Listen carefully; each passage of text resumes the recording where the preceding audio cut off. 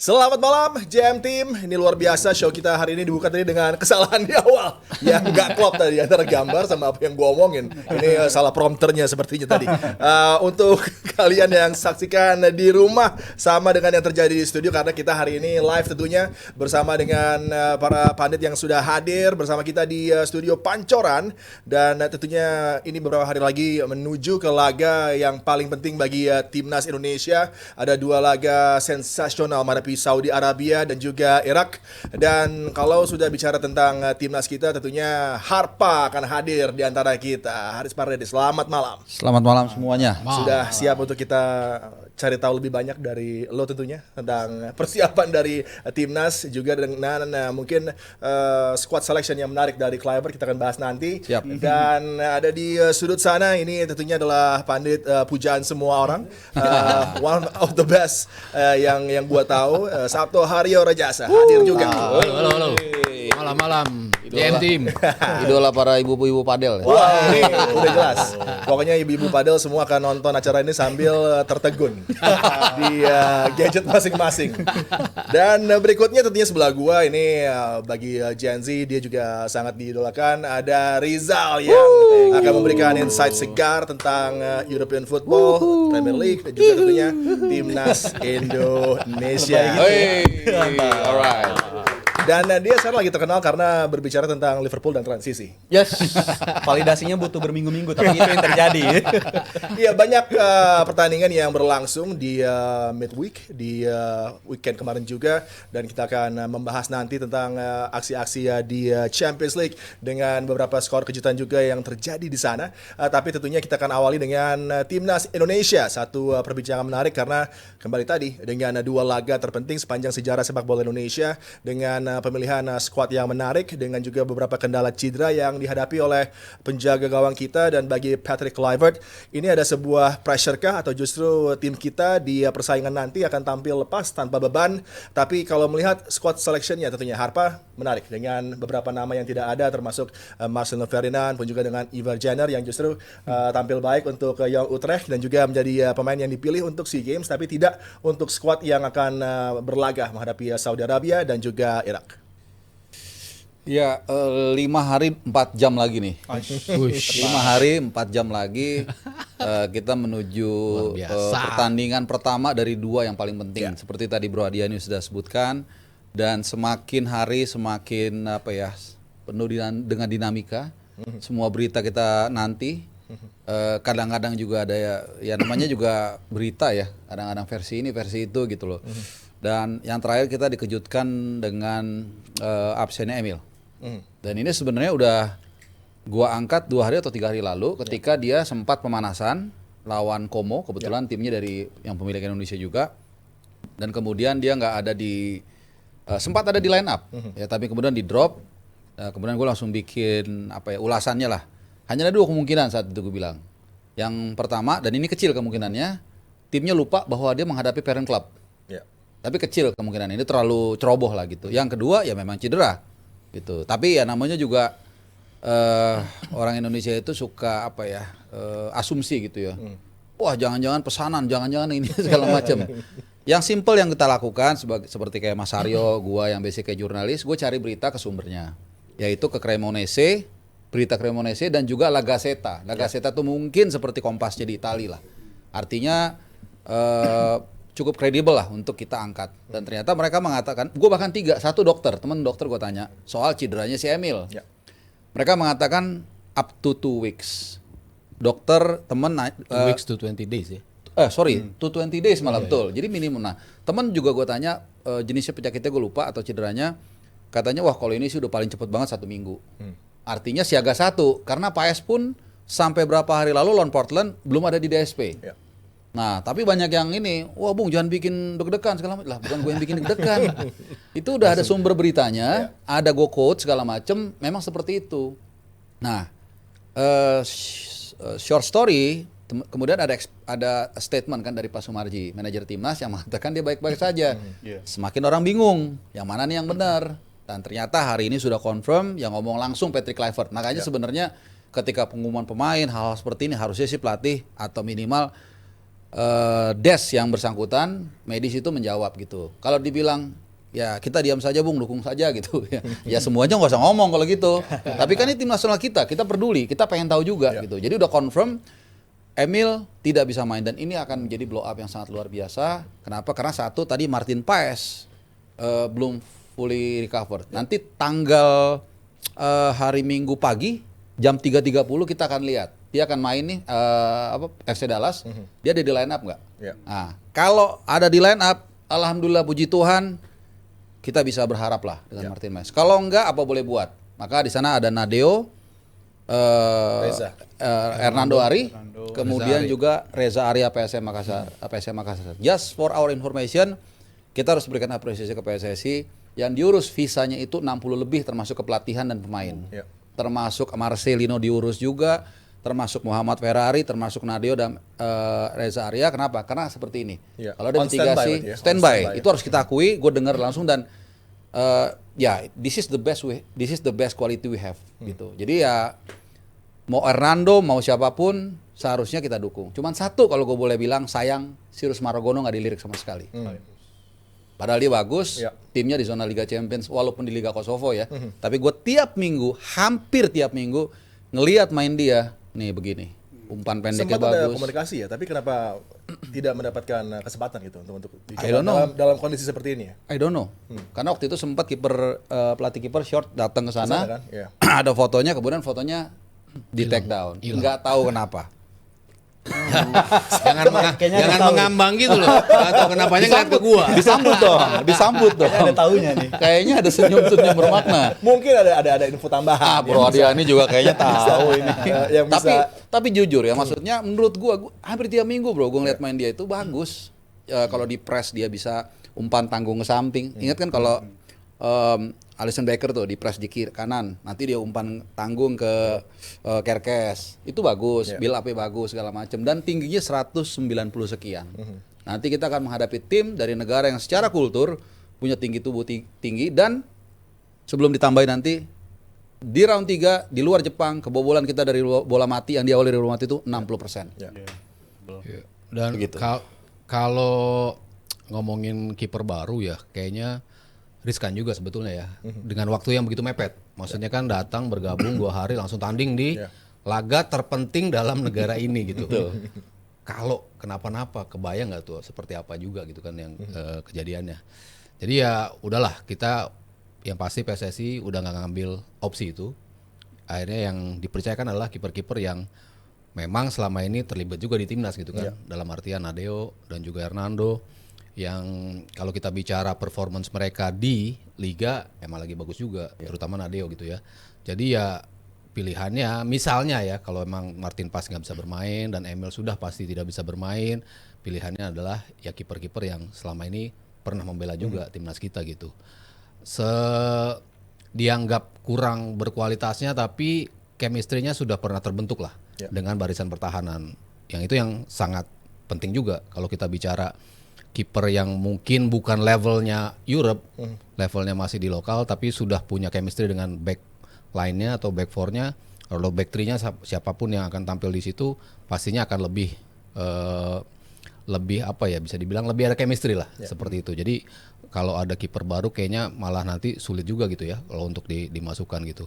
Beda cerita kalau memang masih di round 3 ada beberapa pertandingan gitu tuh mungkin ceritanya berbeda gitu. Cuman kalau benar-benar laga hidup mati seperti ini kayaknya nggak mau ngambil opsi seperti itu gitu. Jadi ya kita harus mendukung tadi yang dikatakan Harpa, siapapun kipernya nanti yang ada di bawah Mistar kita dukung, kita yakin, kita apapun hasilnya gitu ya, nanti permainannya seperti apa, please jangan dibully lah kiper-kiper kita gitu, misalnya nanti tidak sesuai dengan ekspektasi kita gitu. Tapi ya jangan berpikir ke sana lah, kita lebih lihat positif.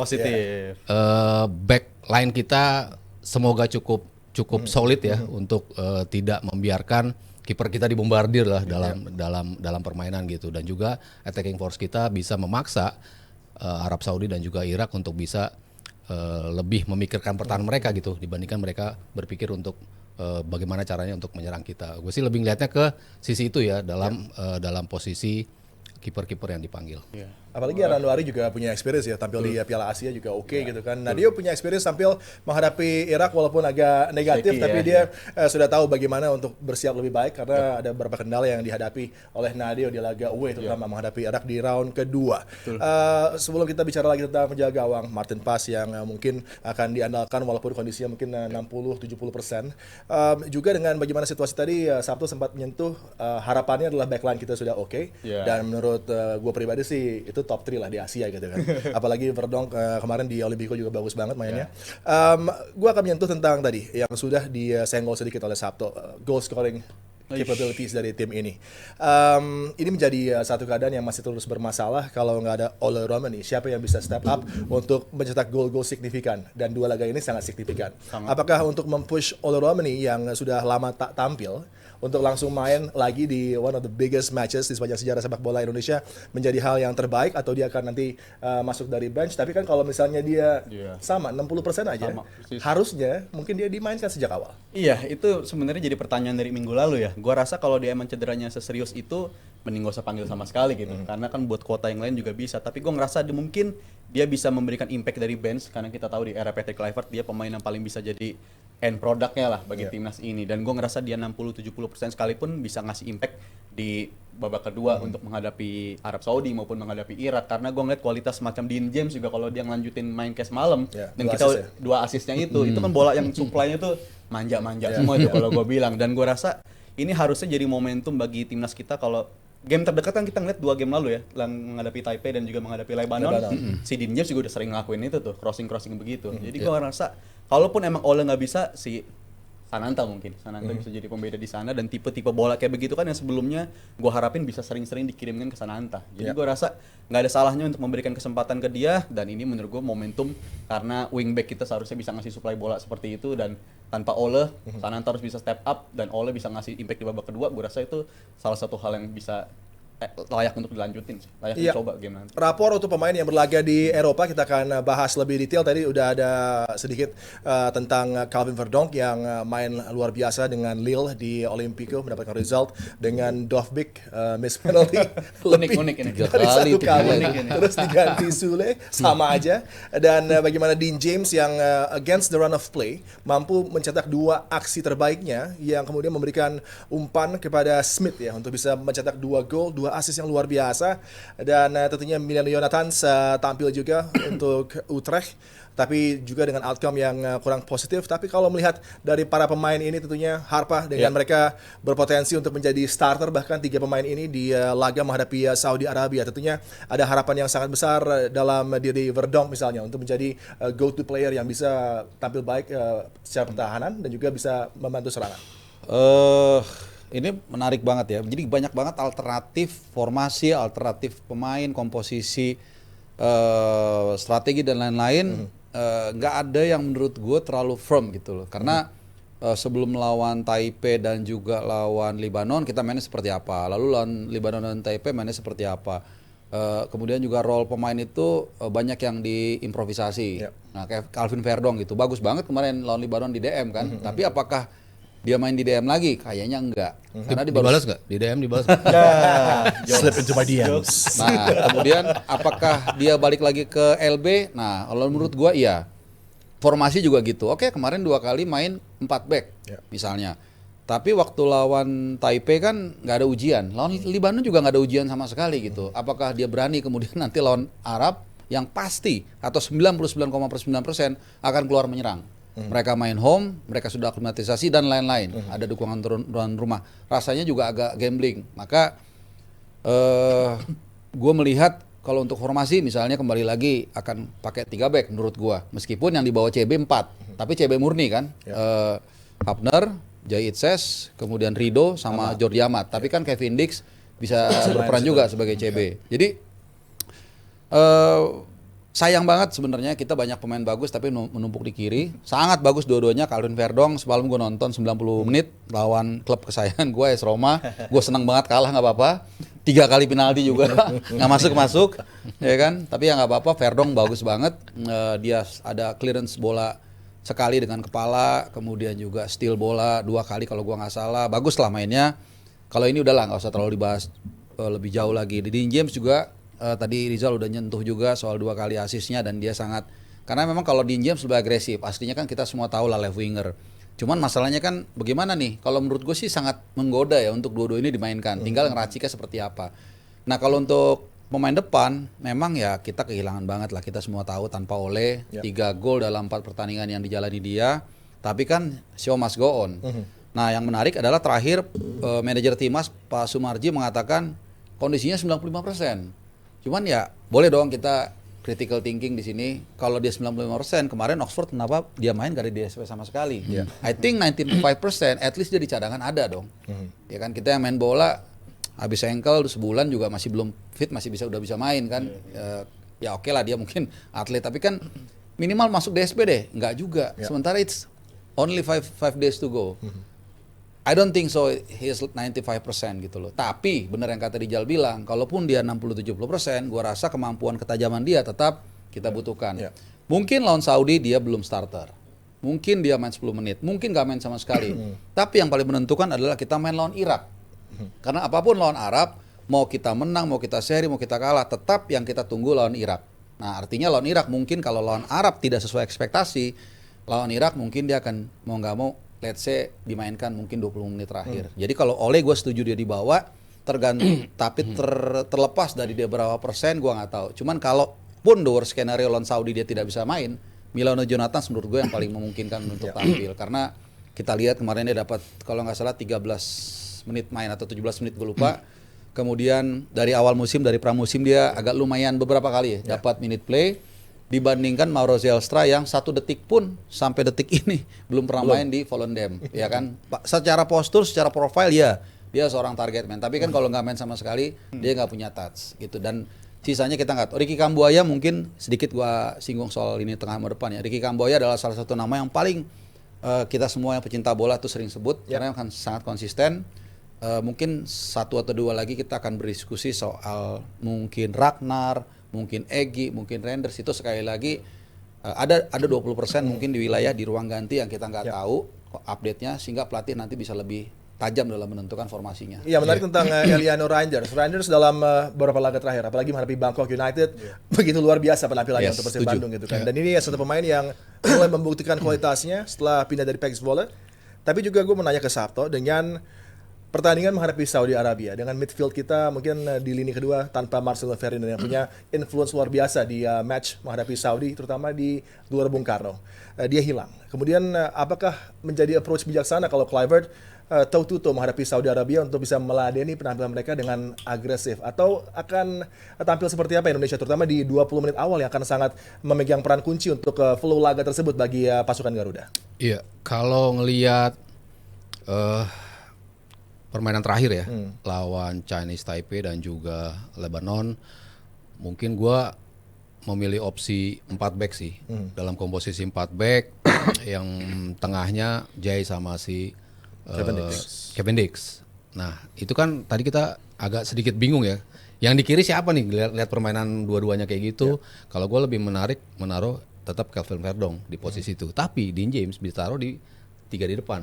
3 di depan, sebelah kiri dia bisa ada di situ. Kalau kita bingung misalnya Ole tidak bisa dimainkan sejak start, kalau enggak dia baru akan masuk di babak kedua, ya kalau kita ngelihat gimana perkembangan Zylstra dalam 2 pertandingan itu, bagus di game pertama tapi di game keduanya agak sedikit hilang dari radar. Lalu tadi juga dikatakan Harpa juga enggak atau belum dapat menit tampil juga. Artinya Ragnar bisa ditaruh di tengah juga. Asal pulih ya. Asal pulih. Tapi kalau ngelihat dia berapa kali bermain, kayaknya cukup mendapatkan menit main terus gitu ya. 45 menit lah, satu full satu babak gitu. Tapi belum yang 90 menit memang. Tapi kan itu juga yang dialami oleh juga kan sebetulnya. Dan Ragnar dalam beberapa kesempatan udah membuktikan. Walaupun dia on papernya di sisi kiri, berapa kali dia selalu menjadi orang yang muncul duluan ketika ada transisi, ketika ada umpan ke tengah, dia tuh ada di dalam kotak penalti. Jadi opsi untuk memainkan Ragnar sebagai mungkin nomor 9 atau false 9 bisa ditaruh di situ gitu. Sementara kirinya ya Dean James. Jadi Dean James dan Verdonk dua-duanya bisa combine untuk bisa memberikan apa yang mereka tunjukkan di Europa League kemarin gitu. Dua-duanya perform luar biasa, bisa memberikan atribut tidak hanya dari sisi defensif yang bagus tapi ofensif. Itu yang kita butuhkan kan. Kita butuh pemain-pemain yang bisa menambah amunisi dalam sisi ofensif. Lalu di sebelah kanan ya opsi gue tetap Milano Jonathan. Yeah. Game pertama luar biasa, game kedua agak sedikit hilang juga.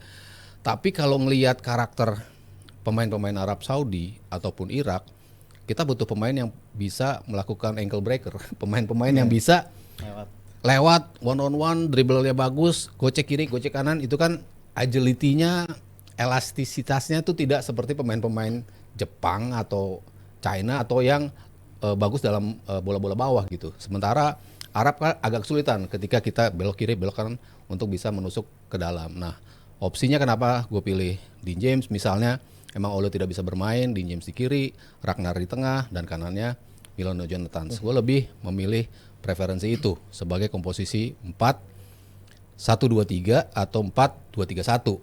Dua, kalau melihat pertarungan tadi Adi bertanya apakah toe to toe, apakah kita layak untuk meladeni agresivitas itu, kita butuh dua gelandang bertahan. Kalau gue pribadi melihatnya seperti itu.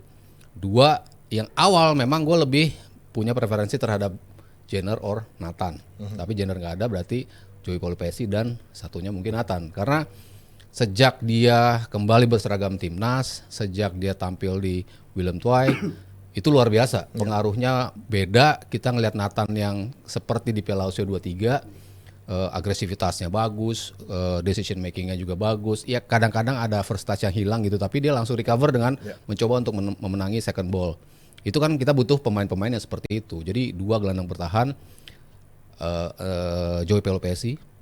Kalau memang dua, sebelahnya Nathan, depannya Tom Haye. Jelas seperti itu. Tapi kalau memang cuma butuh satu Joey Pelopesi, Tom Haye dan juga Ricky Kambuaya. Gue sih melihatnya 4-1-2-3-nya seperti itu. Duanya Ricky Kambuaya dan juga Tom Haye yang bisa menjadi double 8, bisa double 10 ya, pemain-pemain yang punya karakter untuk roaming the midfield dan juga bisa punya aggression atau progressive pass ke lini depan. Gue mungkin tambahin sedikit ya. Bukan mau nge-review Mas Aryo tapi Gak apa-apa juga sih. Enggak juga, emang enggak sih. Menarik tadi kan Mas Aryo sebut Nathan di tengah ya. Memang Nathan itu musim ini kita tahu lah bouncing ya, revive. Secara mental gue yakin dia pasti bagus. Masalahnya mungkin tantangannya dia kan main sebagai left back di Willem Tvij dan tidak banyak waktu untuk mengadjust role dia sebagai DM. Karena dia mainnya kalau nggak salah nanti pagi atau besok pagi gitu. Jadi baru bisa berkumpul 1-2 hari. Nggak tahu, mungkin tim tapi pas di U23 kan juga start datangnya dari left wing juga. Tapi dia bisa bagus di makanya tengah, itu yang gue bilang mungkin tantangannya ya kalau memang dia akan ditempatkan sebagai DM dan starter, ya berarti harus ada mekanisme untuk mempersiapkan itu aja sih. Gue sempat rewatch game yang di GBK tuh beberapa hari lalu dan itu kelihatan cara paling efektif ngelawan Arab, asumsi dia bakal nguasain bola karena di game itu Arab nguasain bola sebenarnya. Itu kirim bola secepat mungkin, bola jauh, bola daerah ke area pertahanan mereka dan gue ngerasa pemain kita yang punya kualitas kayak gitu, Tom Haye pasti harus ada di atas lapangan. Abis itu macam Kambuaya juga di 2 game kemarin terakhir ngelakuin hal itu ya. Jadi gue ngerasa dua nama itu kayaknya favorit untuk start di posisi gelandang, Tom Haye dan juga Kambuaya di cover sama Pelopesi di belakangnya itu jadi tukang sweepernya. Jadi gue rasa taktik seperti itu kayaknya yang paling cocok dan gue lebih yakin kayaknya Arab Saudi bakal ngambil inisiatif serangan lagi dan gue lebih prefer kita tanpa striker murni aja kalau sampai solusinya harus kayak begitu. Dan Ragnar menurut gue on track buat jadi ada di number 9 bagi kita sebagai Oke, yang penting kita bersiap untuk menghadapi dua laga yang begitu krusial di sejarah sepak bola Indonesia.